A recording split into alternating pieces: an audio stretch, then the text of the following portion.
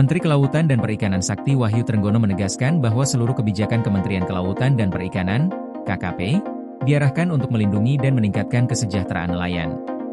Pernyataan ini disampaikan Trenggono saat menerima audiensi Gerakan Nelayan Pantura, yang berlangsung di kantor KKP, Jakarta Pusat, pada 17 Desember 2025. Ketua Gerakan Nelayan Pantura, Kajidin, menyampaikan bahwa nelayan di wilayah Pantura telah berperan aktif dalam mendukung kebijakan pemerintah.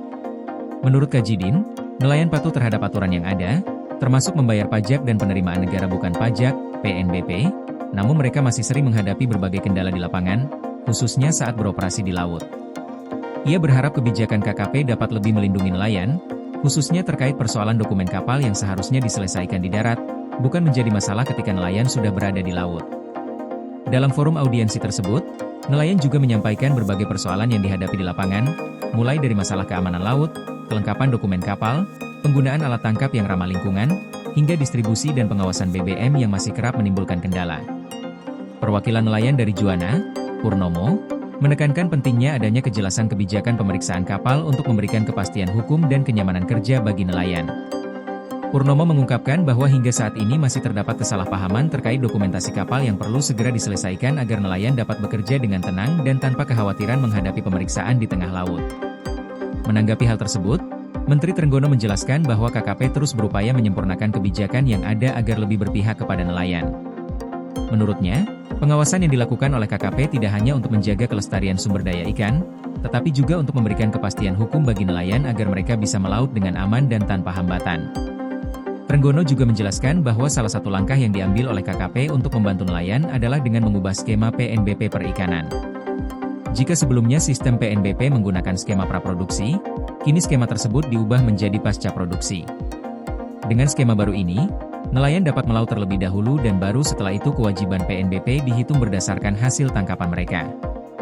Kebijakan ini diharapkan dapat meringankan beban nelayan yang seringkali harus membayar kewajiban sebelum mereka mendapatkan hasil tangkapan.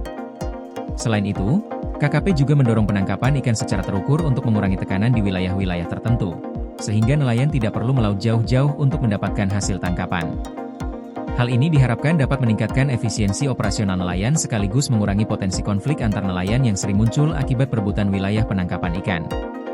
Menteri Trenggono juga menegaskan bahwa kebijakan yang berkaitan dengan alat tangkap ramah lingkungan dan pengaturan BBM merupakan bagian dari upaya KKP untuk menjaga kelestarian laut sebagai sumber penghidupan nelayan dalam jangka panjang. Semua kebijakan ini diharapkan dapat memberikan dampak positif bagi keberlanjutan industri perikanan di Indonesia, yang tidak hanya menguntungkan nelayan, tetapi juga generasi mendatang. Terakhir, Trenggono menegaskan bahwa setiap masukan dan keluhan dari nelayan akan dicatat dan segera ditindaklanjuti oleh pihak KKP. KKP juga berkomitmen untuk menjadikan nelayan sebagai tuan rumah di negeri sendiri, dan seluruh kebijakan yang diambil oleh KKP, termasuk pembangunan Kampung Nelayan Merah Putih, bertujuan untuk memberikan kemudahan dan meningkatkan kesejahteraan bagi para nelayan di seluruh Indonesia. Koordinasi PLN dengan TNGL jelang Hari Kesaktian Pancasila, listrik terbangun, alam tetap lestari. Panen perdana garam Aceh. PLN hadirkan energi untuk UMKM di momen menyambut Hari Kesaktian Pancasila.